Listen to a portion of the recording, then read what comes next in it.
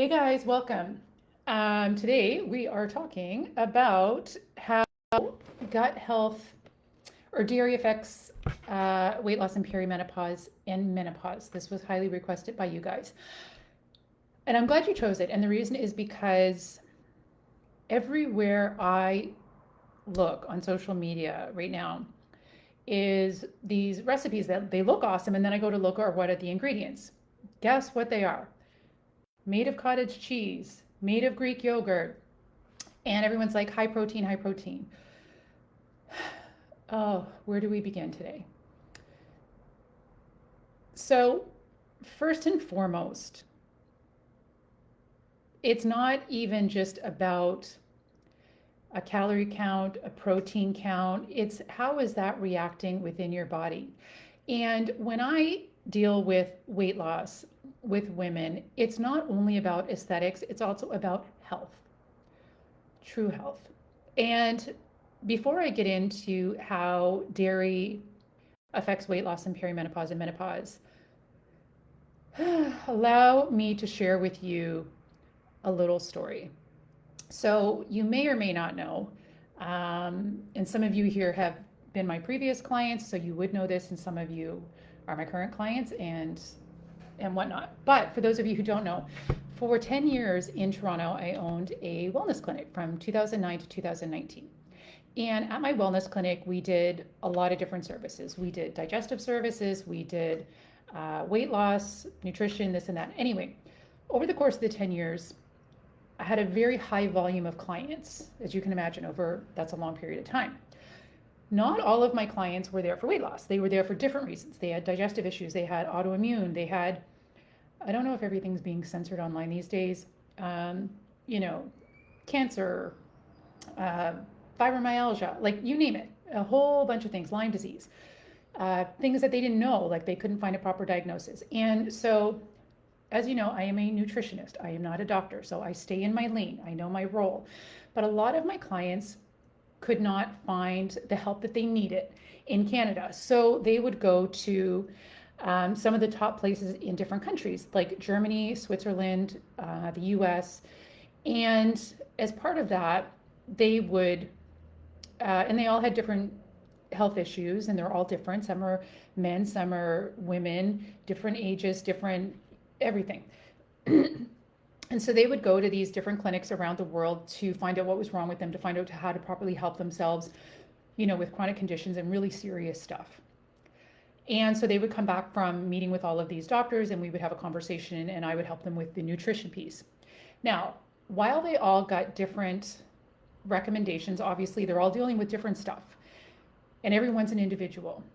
One thing that was constant across the board 100% of the time is all of these top specialists and doctors were telling my clients and their patient to avoid dairy completely.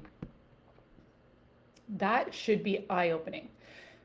So, and there's many reasons for it. But today we're going to talk about specifically how it affects weight loss in perimenopause and menopause. But I wanted to provide you with a little bit of context there to let you know that there must be a reason why all these top doctors at all these big private fancy clinics around the world are agreeing unanimously that to heal, their patients should not be intaking dairy. And again, I'm not a doctor, I am a nutritionist, but I was privy to all of this information, which has enriched my experience and knowledge over the years. So, with regards to dairy and weight loss at this age in peri and menopause, the reason I really want to talk about this, and I'm glad you guys voted for this, is because, honest to God, everywhere I look online, everything I see for food is something made out of cottage cheese or something made out of Greek yogurt. And they say it's because it's high protein. Okay, but how's it affecting your health? So we're going to discuss that today. So number one, first and foremost, dairy is inflammatory. And as we go into perimenopause and menopause, our bodies are more prone to inflammation as a result of the hormonal fluctuations that we're experiencing. So if we're going to then eat a food that is highly inflammatory, and especially as all these people online are saying you should have cottage cheese this for breakfast, Greek yogurt this for lunch, and cottage cheese this for dinner. What the heck kind of inflammatory storm are you creating in your body?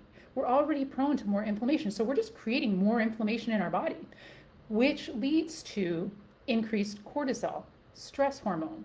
That puts fat on the belly. That's what it's known for. Additionally, this leads to a higher incidence of insulin resistance, more inflammation. It's harder for our body to utilize our food effectively to be used as fuel. And I think when a lot of us think of not being able to tolerate dairy, you think, well, I'm not lactose intolerant. I'm not running to the bathroom every time I eat dairy, so I must be fine. But we don't see what's actually going on inside of the body.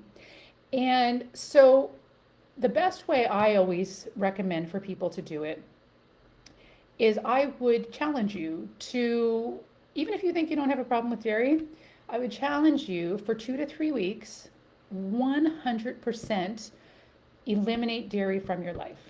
And I know you may be thinking this because people say this to me all the time.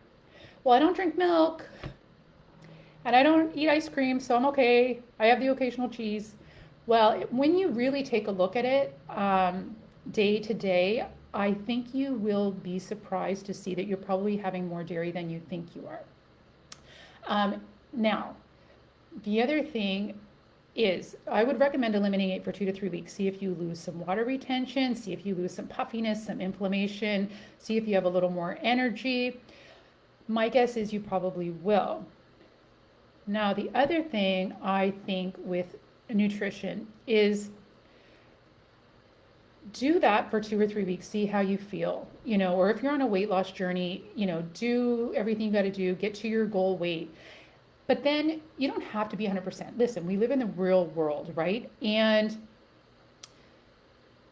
when you are trying to be, unless you have a serious allergy or you're seriously lactose intolerant, you should absolutely avoid it 100%. If it's not causing you too much distress and you get rid of it for the most part, once you've kind of reached your goal, once you're feeling amazing, and if you're just living your life in real life, then typically if you have 80% of your diet and your lifestyle is in line with your goals and super anti-inflammatory and healthy and all the good stuff that you need and all the right micronutrients, then just allow that 20% wiggle room for whatever. Like for an example, I know that M&Ms are bad for me, but will I have them sometimes? Sure, why not? It's not going to destroy your progress if you have a little bit, because sometimes the stress of being too strict is harder on us than being 100% clean, because you don't want to be a crazy person worrying about every bite of food that goes in your mouth, and you can't eat at restaurants, and you can't do this and you can't do this, because it can get out of hand. So we have to also acknowledge that we are living a normal life, and we go to restaurants and we go to people's houses and we do this and we do that. So all I'm challenging you to do is to be really mindful and aware for 2 to 3 weeks of when and where you're eating it, to avoid it completely. If you choose, if you feel great now and you think you don't need any help, then you do you. But if something's kind of off and you feel like you're doing everything right and your weight's not budging, or if you're one of those ones that is making every recipe that you see with Greek yogurt and cottage cheese, I would challenge you to change that up for a bit. If you really like yogurt, you can do coconut yogurt. It's great. There's no dairy. If you have a lot of protein powder with whey, change it to plant-based protein. You might notice too, I hear a lot, I can give up ice cream, I can give up milk. I don't think anybody even drinks milk anymore. But I can't give up cheese. Well, that's a whole other story, because cheese is actually physically addictive. That's why you have a hard time giving up cheese. It's not just you, it's a chemical thing in your brain that it does when you eat it. But get rid of it for a while, the cravings go away. So, and again, that's super high fat, and calories can be packed in cheese in like crazy. So I would challenge you to do that for a few weeks, see how you feel. It does create a lot of inflammation in the body. And again, I'm about weight loss, but I'm also about health. And all of these top specialists, listen, I pay attention, and they're all saying the exact same thing. And that made sense to me as well. And just not to say, even for me personally, I don't have dairy in my house ever. But if I'm at a restaurant and I'm sharing some food with friends and something's got a little bit of cheese on it or something, I'm also not a crazy person. Like I will eat a little bit of it here and there, but it's not part of my daily life. And my rest of my diet is very, very healthy. So a little bit like that, like it can be the same case for you if you get to this point, or maybe you are at this point. A little bit's not going to harm you. But what I'm suggesting is don't make it a staple in your daily life. It should be seen more as a condiment, not a full meal, if that makes sense.